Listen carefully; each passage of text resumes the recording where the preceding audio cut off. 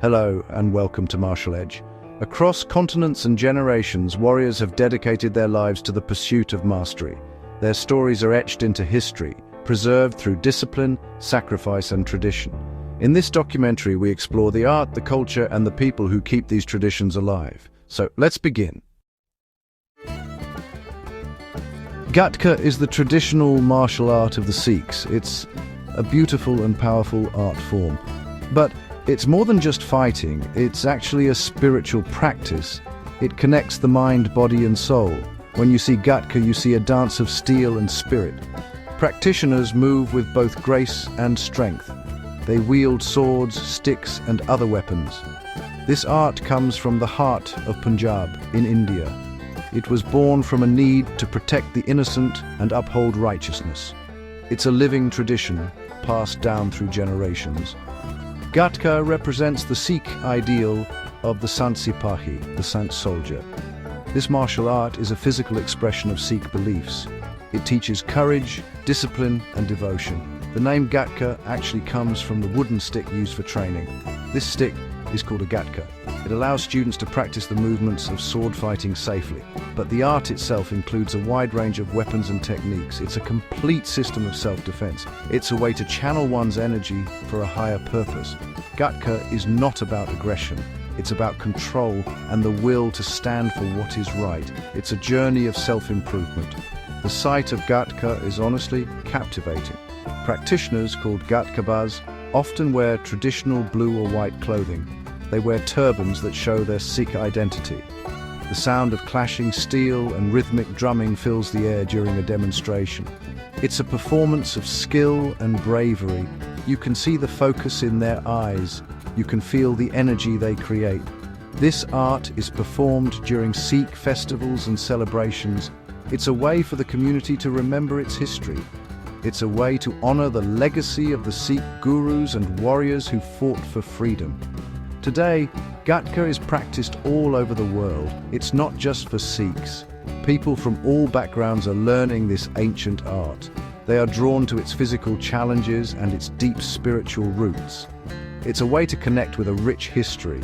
It's a way to build strength, both inside and out. Gatka is a treasure of Sikh heritage. It's a powerful symbol of the Sikh spirit. It's a testament to the belief that one must be strong enough to defend the weak and protect justice for all people, regardless of their faith or background. The story of Gatka begins in a time of great trouble in India. During the 15th and 16th centuries, the people of Punjab faced oppression. The ruling Mughal emperors were often intolerant. They forced people to convert their religion. They taxed the poor heavily. There was little justice for the common person. Life was difficult and filled with fear. People felt helpless against the powerful rulers and their armies. They needed a leader. They needed hope. They needed a way to stand up for themselves and their beliefs without giving in to hatred or fear. This difficult time set the stage for a new way of life. It was during this period that the Sikh faith was born. The first Guru, Guru Nanak Dev Ji, taught a message of peace, equality and one God. He taught that all people are equal, regardless of their caste, religion or gender. This message gave people hope. The Sikh gurus who followed continued to spread this light. However, as the Sikh community grew, it faced more and more persecution. The rulers saw the growing strength and unity of the Sikhs as a threat to their power. They tried to crush the new faith and its followers. The turning point came in 1606. The fifth Guru, Guru Arjan Dev Ji, was martyred by the Mughal Emperor Jahangir. He was arrested and tortured for his beliefs. He sacrificed his life, but not his principles. This event changed Sikh history forever. It became clear that peace and love alone were not enough to survive in such a cruel world. The Sikhs realized they had to be able to defend themselves. They needed to protect their faith, their families, and the rights of all oppressed people. The path of pure devotion had to be protected by a sword of justice. In response to this tragedy, the sixth Guru, Guru Hargobind Sahib Ji, took a revolutionary step. He wore two swords. One sword was called Piri, representing spiritual power. The other sword was called Miri, representing temporal or worldly power. This axe symbolized a new ideal for the Sikhs, the Sant Sipahi, or the Saint Soldier. A Sikh must be a saint in their heart, devoted to God, but they must also be a soldier, ready to wield a sword to protect the innocent and fight against tyranny. This was the moment Gatka was truly born. It became the physical training for this new path. Guru Hargobind Sahib Ji established the first Sikh army. He encouraged his followers to learn horsemanship and the art of weaponry. He built a fort in Amritsar called the Lohgarh, or Fort of Steel. This was a clear message. The Sikhs would no longer be passive victims of injustice. They would be strong and self-reliant. They would be a force for good in the world. The Guru himself was a master warrior. He led his Sikhs in several battles against the armies of the empire. He taught them that fighting for righteousness was not against the principles of their faith. It was a sacred duty. The tradition of the Saint Soldier was carried forward by the Gurus who followed. The martial spirit of the Sikhs grew stronger. However, it was the 10th Guru, Guru Gobind Singh Ji, who perfected this art and gave it its final form. He was a brilliant leader, a poet, and a fearless warrior. He lived during a time of intense persecution. He saw his father, the 9th Guru, Guru Tegh Bahadur Ji, sacrifice his life to protect the religious freedom of the Hindus. Guru Gobind Singh Ji knew that the Sikhs needed to be formally organized into a nation of warriors. In 1699, Guru Gobind Singh Ji created the Khalsa. The Khalsa is the collective body of initiated Sikhs.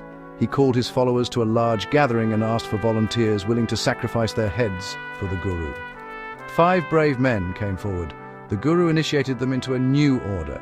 He gave them the name Singh, meaning lion, and the women the name Kaur, meaning princess.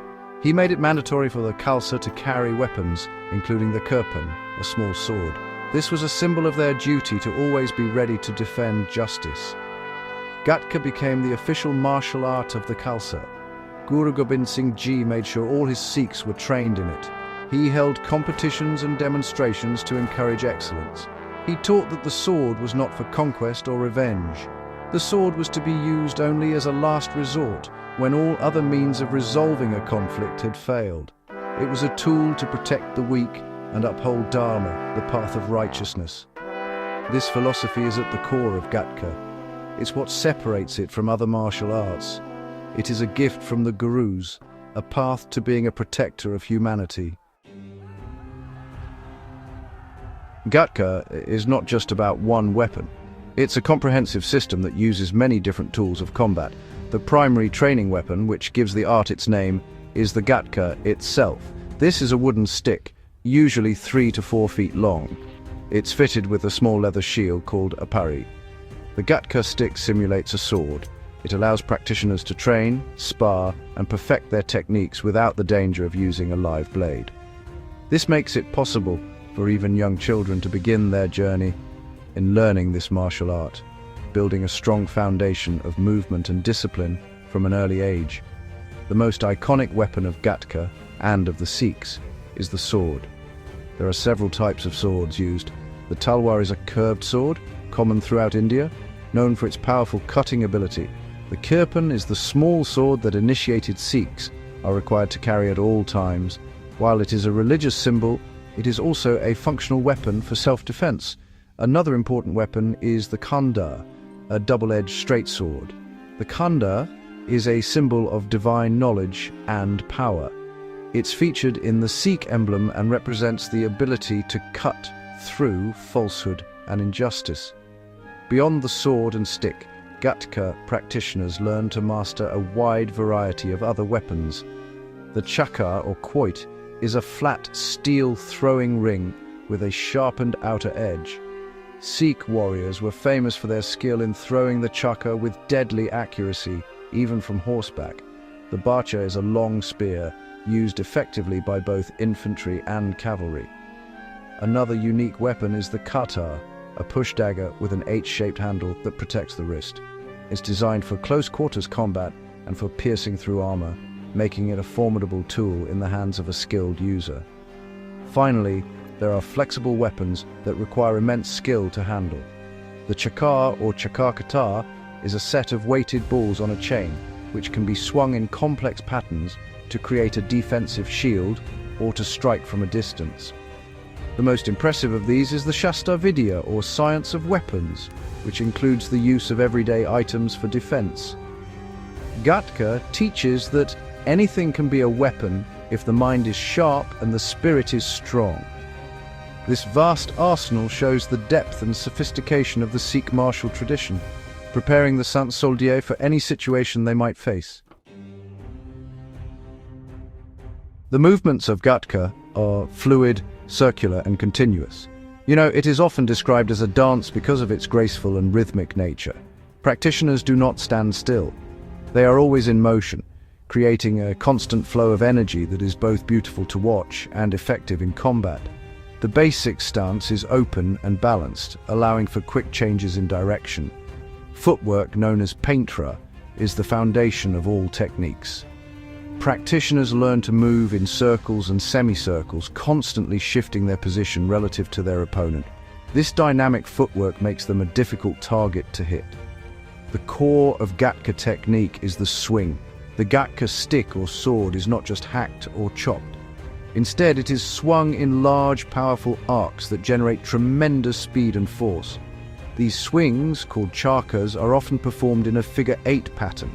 This continuous motion allows a practitioner to transition seamlessly from offense to defense. A swing that misses its target can immediately flow into a block, and a block can instantly become a counterattack. This constant motion, or versa, is key to the art. It builds stamina and teaches the body to move as a single, coordinated unit. Defense is just as important as offense in Gatka. Practitioners use their weapon, a shield, or even their free hand to block or deflect incoming attacks. The circular motions are not just for attacking. They also create a protective sphere around the body. By keeping the weapon in constant motion, the Gatkabars can intercept strikes from any angle. Sparring, known as kutka, is a crucial part of training. It allows students to test their skills against a partner in a controlled environment. Sparring teaches timing, distance, and the ability to read an opponent's intentions. Ultimately, the goal of Gatka technique is to become one with the weapon. The sword or stick should feel like an extension of the arm. This level of mastery is called Shastra Abhyas. It requires thousands of hours of dedicated practice. The movements become instinctive. The practitioner no longer has to think about what to do. Their body simply reacts. This state of flow is where the true power of Gatka is found. It is a state of heightened awareness, where the mind is calm, the body is relaxed, and the spirit is free. This is the dance of steel, a moving meditation.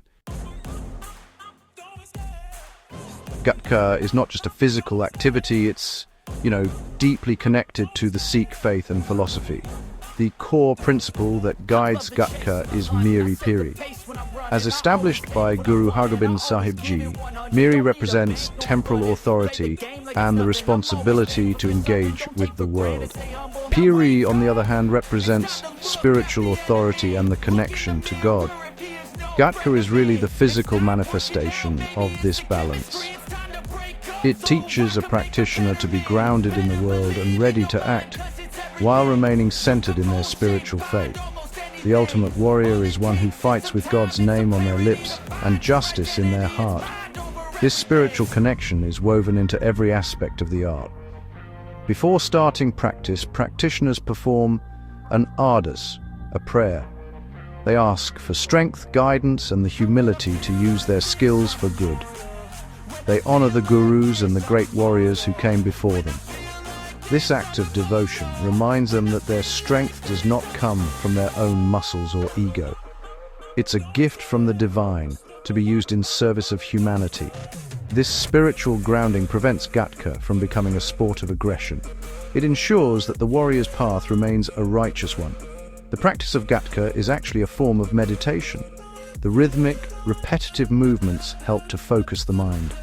As the body flows through the circular patterns, the mind becomes still and clear. The worries and distractions of daily life just fall away. In this state of focused concentration, the practitioner can feel a deeper connection to their inner self and to the divine energy that flows through all things. This moving meditation is called Nam Simran, the remembrance of God's name, through action. It purifies the mind and strengthens the spirit, making the practitioner not just a better fighter, but a better human being. The values taught in Gatka are the same as the core values of Sikhism. These include Seva, which is selfless service, Naidar, which means fearlessness, and Sarbat Dabhala, the welfare of all. Gatka gives a Sikh the physical confidence to live fearlessly. This fearlessness is not arrogance, it's the courage to stand up against injustice, to serve others, and to protect the helpless. The goal of a Gatka practitioner is to embody these values. Their skill with a sword is meaningless if it is not paired with a compassionate heart and a desire to create a better world for everyone.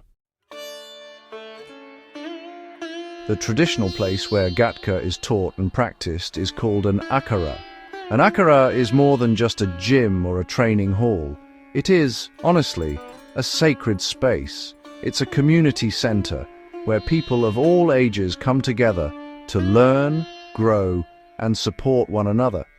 The atmosphere in an akhara is one of respect and discipline.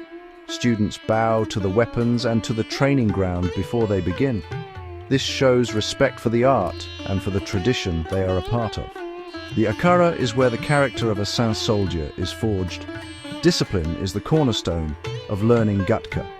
Students must follow the instructions of their ustayad, or teacher, without question. They begin with basic exercises to build strength, flexibility, and stamina. They spend countless hours practicing the fundamental footwork and swinging patterns. This repetition builds muscle memory and perfects their form. Progress can be slow, and it requires immense patience and dedication. This strict discipline teaches humility.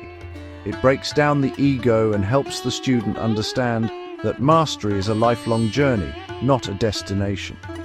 The akhara is also a place of strong community bonds.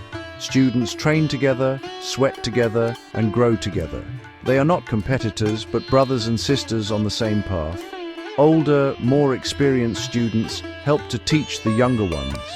This creates a powerful sense of camaraderie and shared purpose. After a hard training session, everyone might share a simple meal, talk, and laugh. This sense of belonging is a vital part of the Gatka experience.